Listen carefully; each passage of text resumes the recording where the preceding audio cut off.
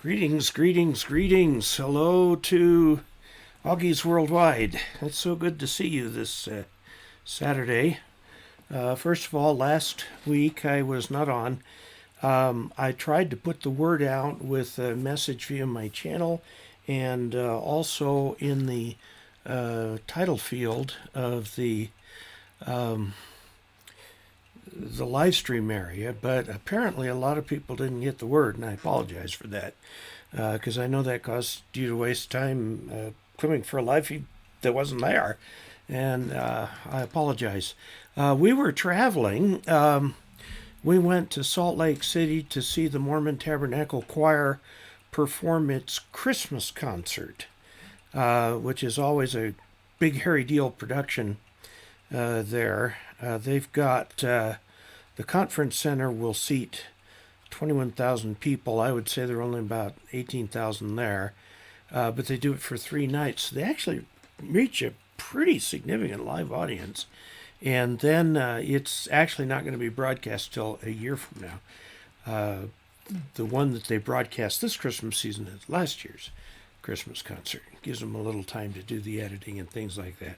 The thing went almost flawlessly. There was one time when a storyteller had his mic cut off for a few paragraphs and few sentences, a paragraph or so. They recovered it well by cutting it back in between syllables so it didn't appear abrupt. And if you weren't actually looking at it, you wouldn't have known that they had the mistake. Otherwise, it was technical perfection all the way through, and beautiful singing. Anyway, we had a great fun. Okay, let's go into a couple things. First of all, there are 2 people. Main overhead. There we go. Sydney Patton, KF0W, and Chris, KI5HBS, who sent me questions, but the questions got garbled in the mail. This is a known problem with the system up there at Ask-Dave. I apologize for that, and ask Sydney and Chris if they would to resubmit their questions, and we'll pick those up later. Okay, the other thing I wanted to mention is, let's see, it's 1900 UTC at 2222 to be more precise, is the winter solstice. That means up until then it's autumn, and after that it is definitely winter. Although looking outside, you would think winter had come quite some time ago. We still have snow on the ground. I think this is going to be one of those years where we have snow on the ground all winter. Okay, so there's a lot of things, a lot of questions and comments and so on here. There's one question having to from Pedro Marias, who from Oxnard, California, is looking for a decent 40 to 20 meter vertical. I don't know of one made for just 40 and 20. Usually they're 5 or 6 band verticals. You might try calling DX Engineering. If there is such an antenna, they'll know about it and get you squared away there. Let's see. Oh, people from all over the world. Mark, thank you very much. Super Chat is open. Super Chat is a way that you can throw a little bit in the tip jar in real time. And, of course, I appreciate that. It comes up as a comment with a color around it, and I thank you very much. And we've got people coming in from all over everywhere, including overseas. And, well, overseas to us, it's home to you. I guess we're overseas. But appreciate everybody coming in. I want to mention a great big giant milestone, and I'll show it to you on the top screen here. If we go to studio and come into my studio, look over here. I broke 60,000 subscribers. This has been kind of a major milestone for me. Ever since, I was at a YouTube event several years ago. I had 21,000 subscribers at the time, and they had us talking to other YouTubers there, and one of them who had 60,000. And I hope I am never as arrogant as he was. That was a horrible conversation. We definitely did not end up. And in looking at videos, I've got a video set up for next week. This will come out on Wednesday, so you'll be able to see this on Wednesday, to review of Power Director. And the SDR play video has just really gone crazy, 8,218 views so far. So appreciate that very much. All right, let's take a look at questions. And now I've got 2 weeks worth of questions, so we're not going to finish them, but we can take a look at them, and we'll see if we can get answered or at least addressed the ones that you sent. And I am having my Soylent for lunch. It's a meal in a bottle. It's 400 calories right here of a balanced meal. And they use all sorts of modern stuff in there to do that. It is technically vegan, but it is not GMO. So pays your money and takes your choice, I guess. I actually mail order them. I usually have one of these for lunch, and it's just a nice, quick, and easy way to have lunch. The taste is an acquired taste.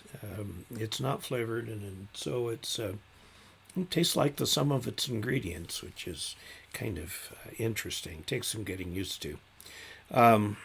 It's not a bad taste, but it is a taste nonetheless. Weird taste. Okay, so yeah, I'm delighted that delighted to have gotten 60,000 subscribers. It was a major milestone to me. The big milestone to YouTube will be when I hit 100,000 subscribers. So that's going to be a while. I'm growing at about 1,000 subscribers a month. And I've been toying with kind of refocusing the channel on what I started originally, and stop doing so many reviews and do videos about things that new techs and new generals care about. You know, how to set up your station, how to get on the air, so on and so forth. Now, I've done videos on all of those in the distant past. It's getting to be a while ago. You know, figure one video a week, and I'm up to Ask Dave 240. So it's been a little while. That's what, 4 years, 5 years. And so I need to cover some of those things again. I will try to review products that are of interest. I've got one coming up that I'll probably do on New Year's Eve, and that has to do with Times Microwave. Times Microwave makes premium coax cable that's used heavily in industry. It's an American-made coax. And they sent me a bunch of specialized PL259 type connectors. They're connectors that we would use in ham radio, but they're specifically designed for LMR 400. And I've taken a look at their video on it, and I will do a video about it. It's not the cheap route, but LMR 400 has a deserved reputation for being very high-quality cable. I did a video on it where I was showing how much trouble I was having putting on a standard crimp connector on that. And basically what this video does is shows, you know, there are specialized crimp connectors just made for LMR 40 by Times Microwave. And it looks like the kind of thing that an experienced cable installer or tower builder would do in seconds, and have that connector on there. The thing about the LMR 400. It's used a lot. LMR 400, 600, they even go up to 1700. So that big airy cable. They're used extensively in cell towers, microwave relay towers, and so on. Even inside of airplanes, there's coax cable to move signals from one part to the other and keep them shielded and so on. Okay, this first question comes from Silver60 at charter.net. This is Dick, W1REJ. I've read that some people say that the performance is compromised when you run a 2 meter and 70 centimeter antenna together in the same mast. They say that when you transmit on 70 centimeters, the radiation energizes the 2 meter antenna on the third harmonic, which in turn causes the pattern for the transmitted 70 centimeter signal to be compromised. I know that antennas sell both bands on the same mast, so what's the story here? I don't want to purchase a 2 meter 70 centimeter in the same mast if this is a major big deal. It is not a major big deal. You don't need to worry about it. Now, it is true that the 70 centimeter band, especially the part that we will use, is the third harmonic on 2 meters, the part that we normally use. And antennas can radiate on the third harmonic. However, if it's just a dipole, you'll get some radiation. The radiation resistance, the impedance is around 100 or 150 ohms at the third harmonic. So it's not going to radiate well. Plus the fact that it's a yagi means it's tuned, and you're not going to get that much response in there. I have seen people use beams that are 2 meter and 440. They work fine. You're not going to have any compromise, I think, in the performance. I think you're fine. I don't think it's a big deal. So, hope that answers the question. This one is also from Dick W1REJ, and he's a bit miffed that Americans don't have the 4 meter band. The Europeans do. He says, I have a 4 meter yagi on a mast with a 2 meter yagi. Oh, you're not going to do anything with it in the U.S., but of course, for some illogical reason by the FCC, actually the FCC has nothing to do with it. It's the IARU that allocates amateur radio bands by region. There are 3 regions. Europe is region 1. The Americas are region 2. And Asia Pacific is region 3. And the 4 meter ham band is not allocated to hams in region 2.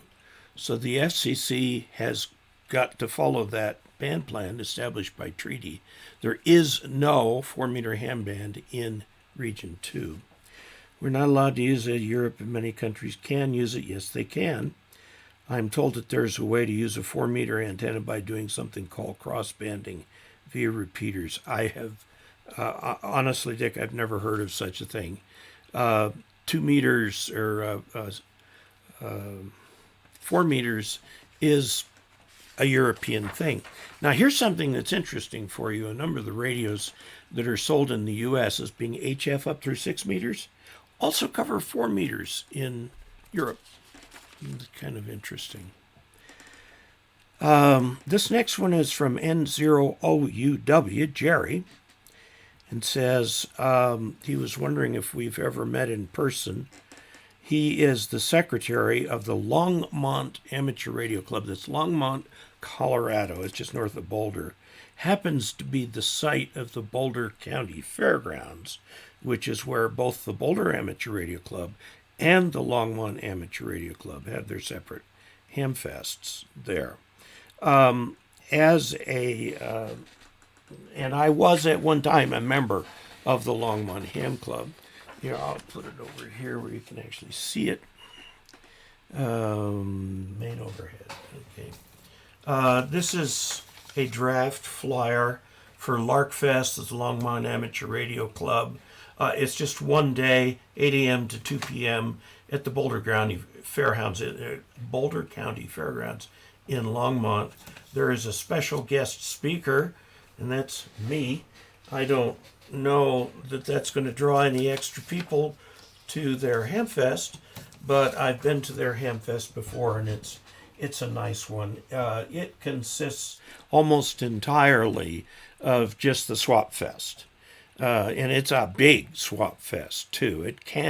I've seen it fill the entire exhibit hall there at the fairgrounds. There is a little room over to the side. They'll be doing testing and things. And I guess they're going to have 2 or 3 speakers, and I'll be one of those. And they haven't told me what they want me to talk on, so I'll have to think of something. We'll see what we can do. Anyway, that Hamfest is Saturday, April 4th, 2020, 8 a.m. to 2 p.m. So if you live on the Front Range of Colorado, or even as far away as Casper, Wyoming, or northern New Mexico, that might be a fun thing to go to. Anyway, I do plan to be there. Kind of trying to broaden my Hamfest visits, because I enjoy them so much. Why not go to them and then make a video about it? This one is from Bob Stevens, W7BE. I'm planning to install the Diamond X200A dual band antenna in the attic. Now, I'm going to guess that's 2 meter 440. I have a tile roof. Now, a tile roof is thick, and it's made basically of cement. Hopefully they don't put any powdered metal in there or anything like that. That's fairly thick roof, and I'm not sure how well that will do in there, but you want to try it. Now, he asks how he can tell which works best, and I think the answer is you've got to get somebody on the far side. So get somebody 5 or 6 or 10 miles away who has an outdoor antenna, and hopefully a receiver with some kind of an S meter, and try it outside and then try it inside and see if you can tell a difference between the two. You will. But I'm going to think that your radio is probably a 50-watt radio, and I'm thinking that will get out and get you to whatever repeaters you're going to hit without a problem. Is there a practical way to guess the loss due to attic materials? Yeah, try it. Sorry, I don't have a better way. Get somebody 8 or 10 miles away to measure, not field strength, but to measure on their S meters. A lot of the newer radios, the S meter is just a little band, a number of bars, just like the S meter on your cell phone is just a few bars.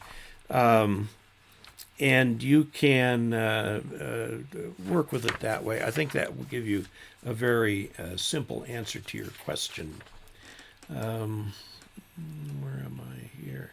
Oh, Pedro Morales. Thank you very much for your super chat. The super chat is here on this last Saturday before Christmas. And also the first day of winter, if you are not the first full day of winter. Tomorrow's the first full day of winter. Unless you're in a place, well at 2222 UTC, it becomes winter worldwide instantly. The first day of winter does not start with a day. It starts with a specific instant in time, and it has to do with the alignment of the Earth relative to the sun. Right now, the north pole of the Earth is tipped away from the sun, and the winter solstice is when that tip is the furthest from the sun. Now, the Earth will move around on the other side. It takes half a year to get there, and then the North Pole will be tilted toward the sun, and when it is closest to being toward the sun will be the summer solstice. Now, that implies that on either side you've got spots where the North Pole appears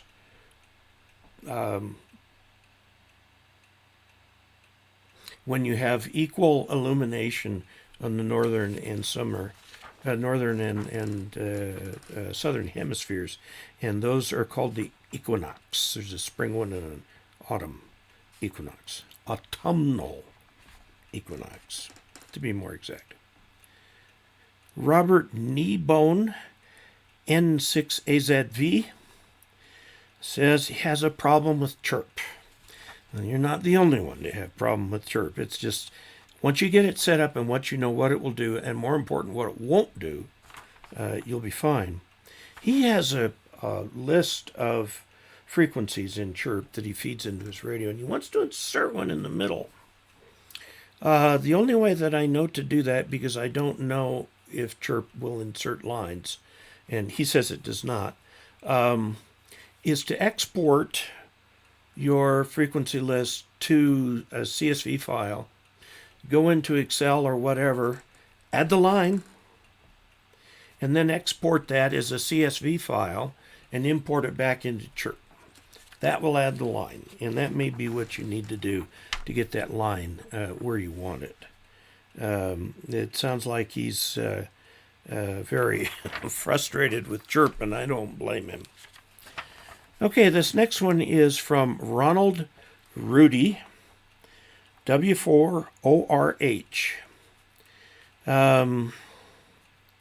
He wants to know if I'll show how to configure the 7610 to operate with WSJT-X and by extension FT-8, and I certainly will do that. I've been trying to get mine operating using the internal information. The 7610 is sitting right here next to me. This belongs to Brad Rich. Will operate with a single USB cable connecting the PC to the radio, and it will provide both all the control commands and also the rig has a built-in sound card, although they don't call it that, but it has a built-in sound card and will do the PSK31 and WSJT-X for you. And I will show that in one of the videos upcoming in January on that. Using Ham Radio Deluxe for rig control, that's fine. Now you know that WSJT-X is going to want to do its own rig control.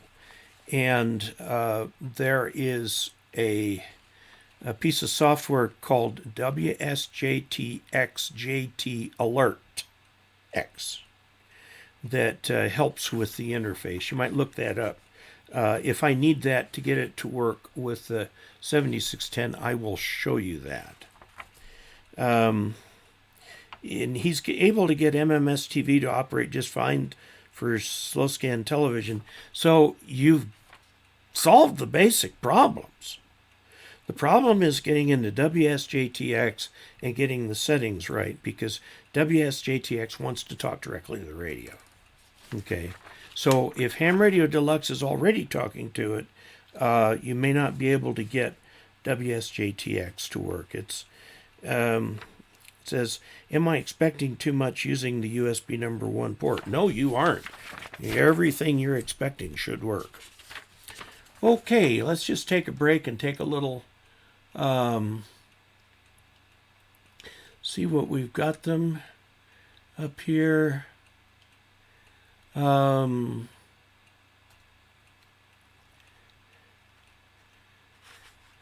Okay, good.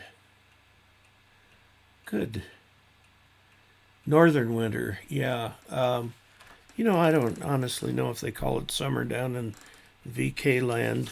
Somebody down there let me know, but I think the worldwide term is summer, and it just gets cold in Australia in summer. Cool, not cold, cool, and warm in our northern hemisphere winter. Of course, if you're on the earthquake, it's just really not going to matter much. I spent 2 years on a Mormon mission in the Philippines, and there were 2 seasons, hot and hotter, and as far as weather was concerned, 2 seasons, rainy and rainier. And, oh man, I'll tell you, over there we used to have gully washers all the time. Whew! Really, rain really coming down. And I did go through 1 typhoon there. So that was entertaining. Gosh. This is from Sam, who does not provide an address, says he's new to amateur radio. He's getting hooked up with a local club in Elmer. Good for you. Persist in that. Be gentle, kind, grateful, but persistent. Do you have an update to video 174? I'll have to go check and see what that is. Wondering which radios I'll need to consider. You know, I have never done a survey of the handheld market. I guess it's about time I do that and see what I can find. You've got several Chinese brands. Of course, you've got the classic Yaesu, ICOM, and Kenwood brands, and Alinco. And there are a few kind of off the wall, but Baofeng, Radioddity, let's see, the Islands was the brand name that they were using for a while, and Anytone, and others. I'm forgetting some. Take a look at the ones. Your basic choices in handhelds. Do you want FM only, or do you want FM plus a digital mode?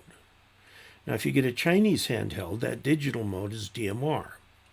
If you get an ICOM or Kenwood handheld, that additional digital mode is D-Star. If you get a Yaesu, it's C4FM. Now, people have been building bridges between these. So if you get like a DMR handheld, you can get the go to a place that'll cross over to D-Star. By the way, if I were to recommend a handheld, and you've got the money for it, I would go with the Anytone D878UV from, and this is important, Bridgecom Systems, because Bridgecom Systems will fully support that radio, has all kinds of tutorial videos on how to use it and so on. They, of course, only support the ones they sell, which is why I recommend getting it from them. They have the best level of support. There are, as I understand, two versions, amateur only and then the standard Part 90. I have kind of picked up through the grapevine that if you get the if you get the amateur only, it won't listen out of band, which is, there's nothing to say you can't listen out of band. You ought to be able to listen out of band, but you only ought to be able to transmit in the ham bands. It's the safest way of doing it. I haven't talked to Bridgecom Systems in a while. I'll have to ask them about that. Thank you very much to Code Monsieur, who says, what do you think about creating a DMR talk group for Augies? I could do that.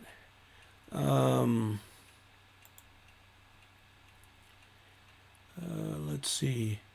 David says he went to school in Perth, and in winter he'd wear t-shirts and shorts. I'm from India, can design antenna beam width, vertical 5 and horizontal 180 and 2.5 gigahertz. Yes, you can. You stack them vertically. You can do that. Added to tip jar via PayPal. Thank you very much. Actually, they take less fees than does YouTube. The tip jar, by the way, is at ke0og.net. That's .net/tip-jar. Okay, yeah, it'd be nice if there were one standard, but I really don't think there's going to be one standard. I think what's going to happen is that people will build bridges. So if you get a DMR radio, you'll still be able to talk on a D-Star, I don't know if they call them conference rooms or just rooms or whatever they call them. It's like a talk group. If you want to get a radio that's got digital that looks like most people are going in this direction, pick DMR. One of the Chinese radios, or Alinco. Alinco does DMR too. It's kind of an emotional issue for a lot of people. There's nothing wrong with FM. In a lot of places, FM is just fine. All of the digital radios that do D-Star, C4FM, and DMR also do FM. So like, for example, the D878UV is a very full-featured radio. Lots of memories. It has enough channel memories in it. One of the letters mentions this, one of the emails. If you're on DMR, you don't know who the person's call sign is. Well, the thing sends out a code. If you keep your receive list current in it, and you have to keep it current like every 3 or 4 weeks, update it, it'll have the list of every single person in the world who has a DMR ID, and then it'll show it right there on the screen. That's kind of demonstrated. Looks like we had a little glitch there. The number of viewers dropped to 0 and then came back. Okay. Let's see. Yes, BC, British Columbia, is a little bit of the center of the Canadian film universe. Codemaster mentions that Kelowna is a fictional planet in the Stargate universe. Well, the United States, and I'm not sure if it was the Department of State or the Department of Commerce, put out a list of countries with which we have trade arrangements, and somehow Wakanda ended up on that list. Somebody was having a little fun. That's the fictional country in the Black Panther movies. It almost sounded, I mean, it was designed to sound like a Black African country name, and I guess somebody was fooled by that, or put it in deliberately, which might be the better one. Okay, let's see. This is from Kevin Laughlin. There is going to be a at Quartz Fest, which I'm going to. It's coming up in January, next month. It's less than a month away. It's the 19th through the 25th, and it's 5 miles south of Quartz Fest, Arizona, which much of the year is absolute nothing. But in the winter down there, the RVs all flock to the area. So to go there, you can either go there for the day. There's no way you're going to find lodging in Quartzsite. You either take a tent or you camp in your car, or best, take an RV. Now, you can rent RVs. So if you want, rent an RV for the week and go down there and enjoy the Ham Fest. I hear this year the BLM is being very strict on waste dripping from RVs. So put a bucket under there so that you don't get in trouble. Okay, Kevin Laughlin is another YouTuber. He has sent emails to a number of people and a number of YouTubers. I will be there. I will be participating. And let's see, this is just going through the answers he got to his question here. Okay. And I'll just set those aside to take to Quartz Fest. It's going to be Thursday at 1 o'clock there. And I don't know, maybe somebody will try to broadcast it live, but cell coverage out there is really iffy.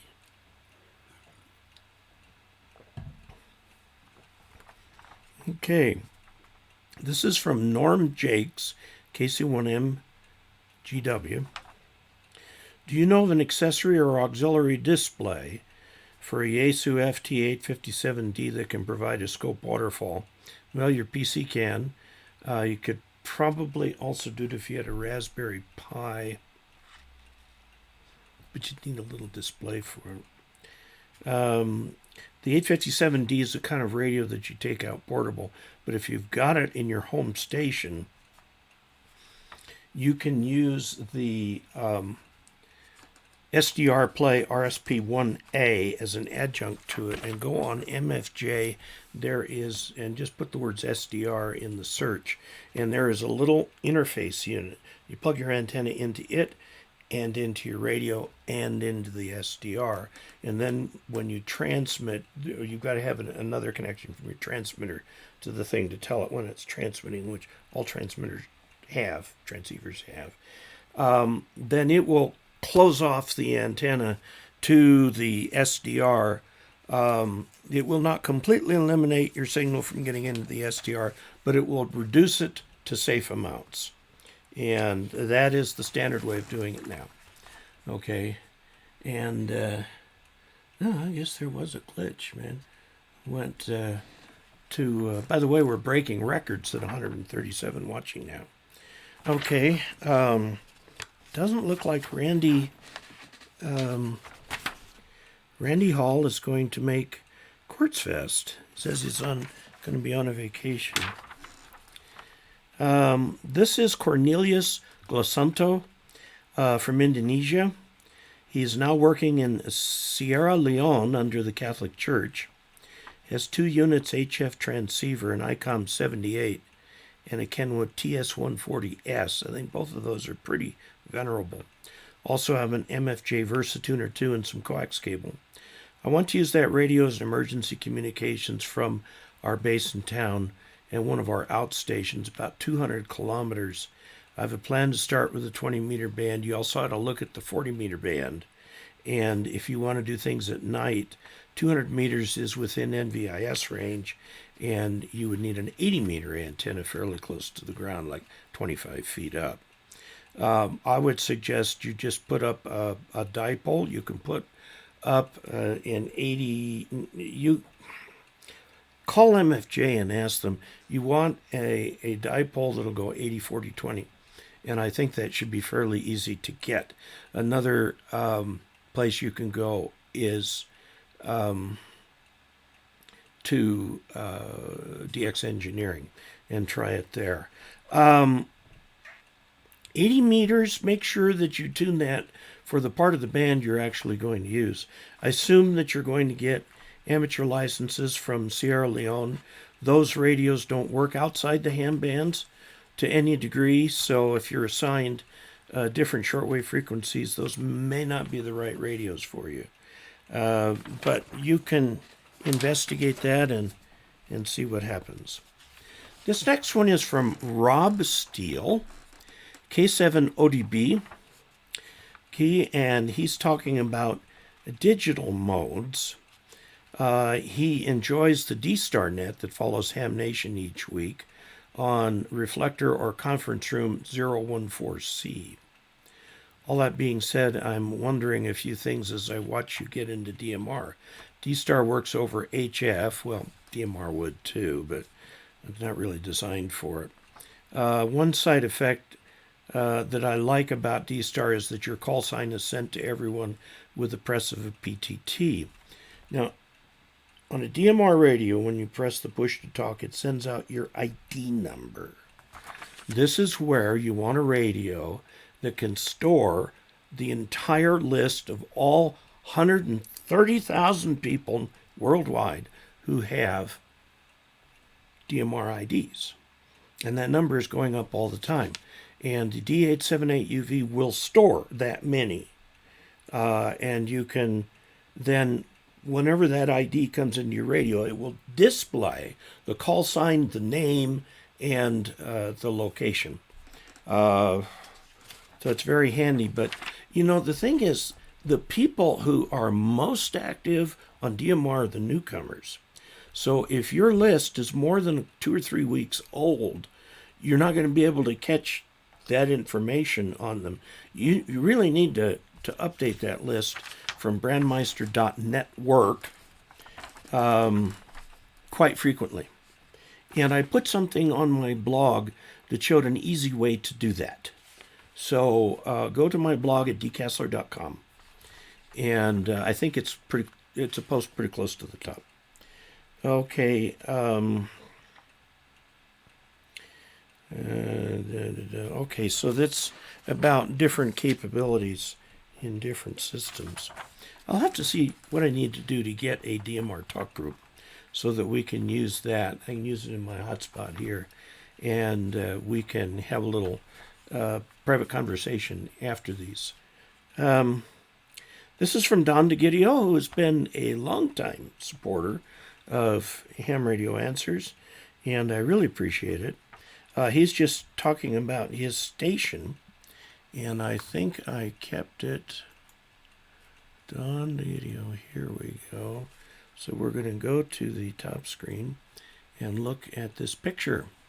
This is his station. He's got all these solar panels up here. And let's see, below the two white dots are the 12-meter spider poles supporting the terminated inverted U antenna. Okay. Below the red dot on the tower is a rotatable dipole made from Hustler resonators here for 80, 40, and 20. And next to the green dot is a 4-element yagi for 6 meters. Okay, it looks like it's oriented horizontally. And next to the yellow dot is a TET 3F37DX tribander with 5 elements on 10 and 15 and 3 on 20. The tower is a Wilson TT45 tubular crank up. So that has to be cranked up to get up a little bit higher. Very, very nice antenna setup, and that's plenty of solar power to probably power the house on average. What people are doing these days, this is an interesting business proposition. They take a loan out for the solar panels, and then they get enough solar panels to completely cover the needs of the house on average. And then they feed that back into the utility. So they take power from the utility at night and they feed it back during the day, which brings their electricity bill down to very near nothing, just the connection charges. And the idea being that the payment on the loan is less than they would have to pay the utility, or something to that effect. So that is something that you could look into. We've got a place near here that does that. Our neighbor across the street has set that up both for his house and for his separate garage. So, Don, thank you for that look at your antenna farm. This one is from Sursendu, VU3WTJ, which is, I believe, India. Have installed one Diamond TK1173D vertical antenna, 2 to 30 gigahertz on my rooftop. I looked that up on the Diamond webpage and do not find that model number. However, I do find a 2 to 30 megahertz antenna that doesn't require verticals. I am always very suspicious of vertical antennas that have no radials or counterpoises. I don't know how they work. He says, receive and transmit over HBF band is very disappointing. Yeah, I don't trust that antenna. Height of building is 32 feet, mast height 10 feet, LMR 400. It's got an auto antenna tuner. You want to make sure that that antenna tuner is wide range, that it'll cover up to 10 to 1 SWR. Yaesu 450D transceiver, which is a perfectly good transceiver. Wants to attach some counterpoises. The question is how many counterpoises are required. I put them out as radials. Put ideally a quarter wavelength on the lowest band you'll be using. That'd be a little hard on 80 because that'd be 20 meters, 66 feet for the counterpoise. End of counterpoise wire insulated or connected to the roof surface. Insulated. Okay. Any other better suggestions? I'm leery of those diamond antennas. I just am. Maybe they'll send me one someday and I'll test it and love it, but I don't know. This one is from Richard Hartman, KC8DVE. Let me get back up here to where I can see what's going on in terms of comments. There's some that I don't know why YouTube held back. I approved them both.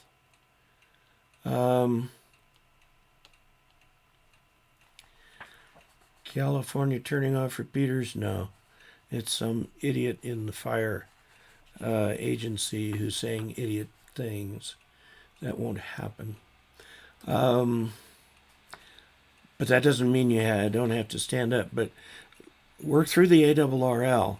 The agencies out there are complaining that they're getting all these angry letters from people who complain they're going to do something they have absolutely no intention of doing. And all that does is piss them off. So don't. First of all, don't write an angry letter to a government person. Write a clear letter. I hear this might be happening. Here's the reason why that's not a good idea. List the reasons. Sign it respectfully yours. And that will do far more good. By the way, if you write it out in longhand, it will do even more good. They pay attention to the ones written out in longhand. If it's on line paper and pencil, that's really when they pay attention. And let's see. Wakanda. Kevin is going to show his own channel. Can you explain Quartz Fest? Quartz. Quartz as in the mineral, Quartz Fest. Quartzite is a town in Arizona on Interstate 10, not far from the California border, and about 60 miles due north of Yuma, which is right on the border with Mexico, Yuma, Arizona. By the way, that's the place you go to go across into Mexico to Los Algodones, to where they have all the dentists who are far, far, far, far less expensive than in the U.S. So you want to go down to Quartz Fest, and then there's a road going south from there. You go about 5 miles. It's the only road that has a right turnout. You turn right, and then you immediately turn into the desert right there. Check in with the BLM person, and then you'll go a mile or so up to the center of the Quartz Fest. Up there, you need to find the central tent, which is pretty easy to find. And they have a bulletin board on posts in the ground, so you'll know you're in the right place. About 1,000 people show up to this every year. It's very low-key. It's a combination of just people talking about RVs, people talking about ham radio, chance for ham radio people to greet each other.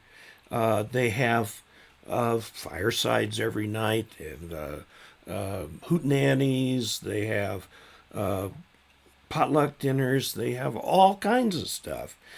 Go to Quartz Fest. Quartz, QUARTZFEST.org. Okay, don't forget the Z. By the way, Quartzite is spelled QUARTZSITE, Quartzite. And that's a city in Arizona. They have about 2,000 to 3,000 year-round residents, and they'll go up over 500,000 when all the RVers come to town. You will not believe. You look across the desert, and everywhere you will see RVs, sort of like the winter flower coming out of the desert. Okay, Richard Hartman, KC8DVE. Thanks for the videos, and he's had his general since 2019. Now, he received a weird antenna from another operator, and this is, this one doesn't show. No, I don't want to do that. I want to do that. This has got 3 radials on it pointing up, and note that they're missing a wire coming out of there going up here to some place where it can properly attach to that center feed. So it's missing the feed point mechanism. The thing looks like this with these radials sticking kind of up. And I look at that and I go, this is a CB antenna. And I think that's what it is. It's not a kind of antenna that's of any use, I think, on ham radio, unless you're going to trim it for 10 meters. So anyway, I think that's what you've got here. Is it's designed for 11 meters. I've seen antennas like that for 11 meters. So there you go on that one. Let's go back to here. Okay. Headshot. There we go. Okay. Fine. This is from Andre Parker, KD2S. Okay. Can you do an episode showing a ham shack with the radio, antenna analyzer, tuner, and antenna getting prepared before transmission? Yes, I can. Let's see if I can do one of those. Okay, let's see. Antenna mystery to new general. Can 2 meter and 10 meter vertical antennas be mounted feet apart atop a mast without interfering with each other? Probably. Yes. Check your Yaesus. The one I got, F3 handheld 5 watt, tested 3.2 watts. Yeah. Take that watt meter reading with a grain of salt.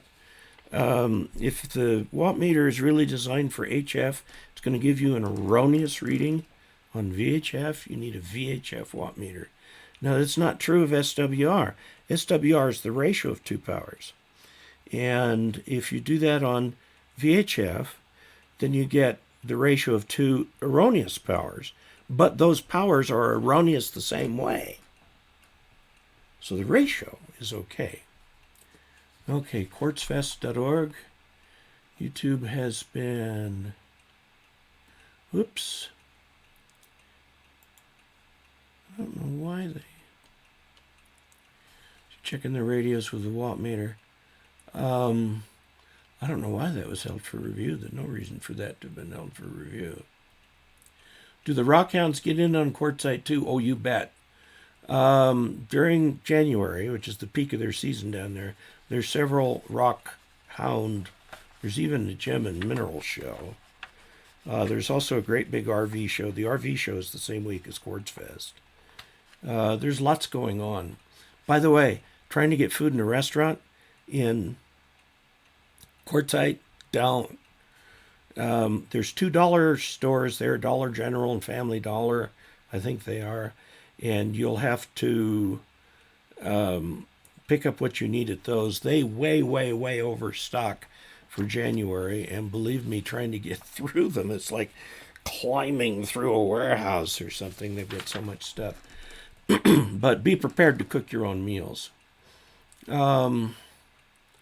Let's see. MG. Yes, Gordo definitely will be there. He is major interested.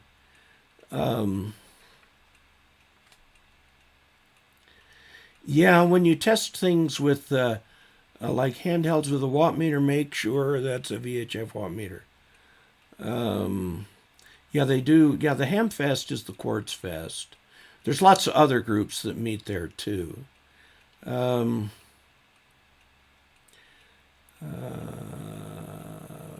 see, these companies are telling you one thing, but yeah, the Chinese use 7.2 volts for their handhelds. Don't put in 12 volts. You'll burn them up. The Chinese handhelds are all 7.2 volts. How about coming to Yuma Ham Fest? That's about a month later. Hello, Brad, from northern Wisconsin right now. Test meter, let's see. Amazon. Oh, this thing keeps flipping around. Again, a reminder that Super Chat is open. How far apart do they need to be on the roof? They don't need to be very far apart at all. A foot, maybe. Meters were good. Okay, very good.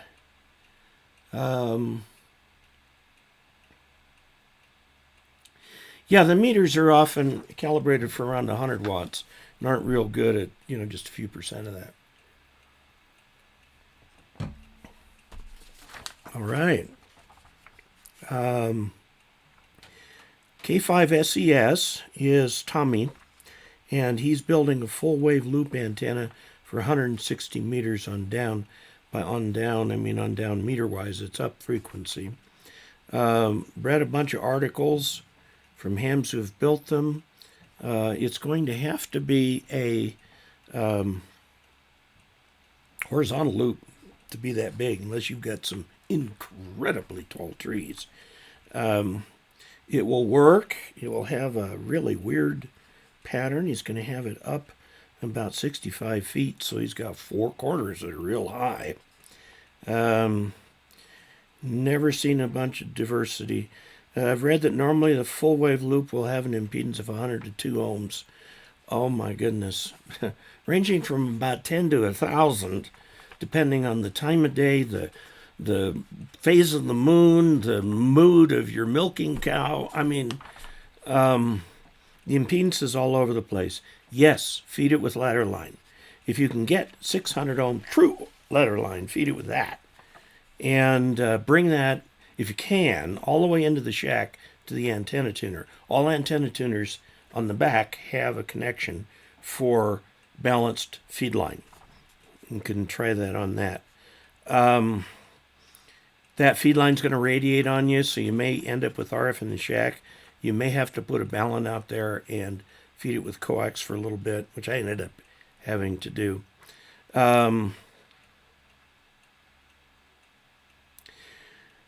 He wants to know if his loop will affect the pattern of his dipole. The answer is yes, it will. How it will, I don't know. You could model it, but I don't think it's going to affect it all that much. Now, you're going to get mostly radiating up on 160 and 80 meters.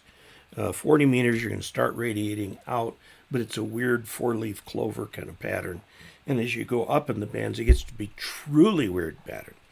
I had a loop antenna like that for years, a few years, and took it down finally when I refurbished my HF9V vertical antenna, and it outperformed the loop because I added a whole bunch of radials when I redid the antenna. So I took the loop down, cut it into more radials for the antenna. And now the antenna that I have out there, the big IR from Step IR, has even more radials. They gave me 16 more radials, 12 more radials to add out there. So that thing's a lot of radials. Okay. This is a non-ham, is a shortwave listener. Recently purchased an RSP-1A, but have no idea how and what type of antenna to connect it to. The space around my house is limited, therefore the configuration has to be restricted. For shortwave listening, I would recommend just a long piece of wire. Maybe, wrap it all the way around the house or take it up to the top of a tree or something like that. Otherwise, I wouldn't worry about it. It's going to work just fine for shortwave. Now, if you get a hold of an antenna tuner, actually all you need is a little capacitor that you can adjust the capacitance on that, and you'll be able to maximize the signal. But you don't have to, because there's plenty of amplification in the radio itself. So first, put up a long wire as long as you can, as high as you can. Bring it right into the shack. And a second, get an antenna tuner like the MFJ 901B, which is their simplest antenna tuner. And you'll put that on the long wire terminal on the back of that, and then coax, and you need to get a piece of coax that's got a male SMA connector on one end, and then it'll need to have PL259 on the other end. And you can get that from coaxusa.com. You have to special order it. Call them up, they'll make it for you. It doesn't need to be very long. And then what you do, if you find a band you're going to tune for, tune the antenna for maximum noise. And every time you go to a different shortwave band, you're going to have to retune it or go to one of the utility bands or whatever. Okay, this is Scott has an 817, it's the Yaesu, with the, which I think is a QRP rig, with the LDG tuner. Regarding this is Scott KF5GYX, and this is going to have to be our last one because we're running out of time. I've got a few more here I'll carry over to next week. And I will be here next week. I probably will not be here on the Saturdays involving Quartz Fest because there's no place down there where I can get good internet access. So, regarding HF vertical antenna on 20 meters, how long should the ground counterpoise wires be and how many should there be? If it's elevated, at least 2, preferably 4. They should be quarter wavelength, spread evenly. Okay, you can you can raise the input impedance a little bit by drooping those radials a bit. If it's round mounted, you want 20, 15, 20. Put in as many as you can, and the length doesn't matter so much. Just put random lengths in. Can I just take an already cut dipole and turn it into an L shape if I only have a single pole, assuming that I keep the positive wire vertical? The tuner should adjust for any differences, right? Yes, it will. But I'm assuming on your pole, you're going to connect it maybe 10 feet above ground. Go ahead and put more radials out. 4 total. Because if you take a dipole and fold it up like that, the horizontal wire acts as 1 radial. And you want 2 or 3. Okay, inverted V, you remarked you get better SWR and radiation if you lift the ends of the wire up a bit. I'd say up a bit for safety. Get them up 8 to 10 feet in the air. And what a lot of people will do is just attach a rope to that, take it down to a stake in the ground. Now you've got the tripping hazard, okay, but you don't have the RF burn hazard where somebody might run into that wire and burn themselves. Or if you have trees or something like that, you can do that too. For field operations, wants to know if you can stake the ends of the V into the ground with tent stakes. Yes. Do you need to bring poles with me? No. Under this situation, does the entire antenna system move up, or do the arms just spread out? Whatever works. Just put rope on the ends and pull them out as far as you can. The antenna should not have an apex angle of less than 90 degrees, although if all you can get is 85, go with it. But if you can kind of spread that out, that'll work a little bit better. All right. Let's just take a look here and some of these last here. Timothy just got a new IC 7300. Needs to get an antenna. What do I think of the high gain AV680? The AV680 is a fine antenna. However, it will only give you about 25 kilohertz bandwidth on 80 meters. The 80 meters is a marketing add-on. It doesn't really cover very much of 80 meters. I'd go take a look at the AV640, which gives you everything except that little tiny slice of 80 meters and is cheaper. The AV680 or 640, just give yourself a day to put that thing together and tune it. Okay. FT-8 on 20 is really good today. Very good. Ever thought about making a list of ham radio places? Ham radio stores that I trust. Well, there's lots of them out there. The big ones are Ham Radio Outlet and DX Engineering. If you need tower stuff, DX Engineering is where to go. Dave, what do you think of the Alpha Delta DXEE? I don't know. I've not seen that one.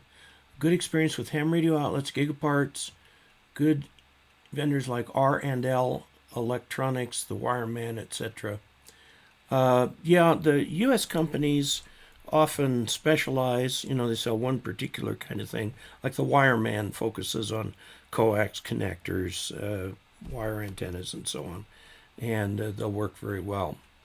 All right, so the the super chat, which you get to by clicking that $ button under the chat window there. What was the UTC time for winter again? 2222 UTC is what my moon calendar says. Give or take a minute, somewhere in there. I don't think you'll feel anything when it happens. But I will tell you this, the days will start getting longer, and that will be great. Yeah, there are companies. I would buy any tones from Bridgecom, just like I'd buy Oshing radios. Wuxon is the way it's spelled. From PowerWorks. PowerWorks, by the way, is a great company for power supplies and handheld radios, and they've got mobile radios. Bridgecom has some mobile radios out too. Redivis is a good name in Chinese radios. Also Radioddity, and several others. I'll have to put together a survey of that market. So I want to say to everybody, we've got 139 people watching right now. We peaked out at 146. That sets a record. Thank you very much, and thank you for being subscribers and for being so supportive and being generous with the super chat and generous with the tip jar. And there's a recurring tip jar up there too, and Patreon, and of course the memory sticks for the tech and extra videos. I have not yet gotten to those general videos yet. I have a few left to make. I'll try and get that done in January so we can have that out there. And so I'm going to say Merry Christmas. Well, I agree with Code Masseur. General consensus is to stay away from used equipment when you're a newbie to ham radio. Okay, unless you've got something that you've used a lot before. Don't add the problems of a piece of used equipment to your problems getting used to being on the air. By the way, I'm thinking what I may do after I'm done with the 7610 here is build a reference station. That'll be a reference station for new generals, and build a reference station for techs, so that I can do videos about that. We'll be working with the reference station. You'll build something different from the reference station, but it could be still the same kinds of, instead of the Icon 7300, you might want the Yaesu 991A or something like that. But I want to build a reference station so we can spend a lot of time in the videos walking through the different parts, how to use it on FT-8, how to make it work on RIDI, how, all of these different things that we do, how to call CQ, how to work DX, how to work contests, kinds of antennas, grounding, all the millions of things that go with it. Now, I've got videos on all of those, but a lot of those are pretty old. The technology hasn't changed, but they are there. If you go to ke0og.net/ask-Dave, there's a form there that you can ask a question. But if you scroll down below the form, there's a list of all the Ask Dave videos. It's not quite current. It goes up to 132 or something like that. My assistant is going off to school again, so I've got to find another. I really would like to find an assistant who would let me teach them video editing, because then I could really roll on some of these. If I spend my time creating rather than editing, I could get more and better videos out. All right, reference station sounds great. Great, everybody. I want to wish everybody a Merry Christmas. Now, that's a holiday I celebrate.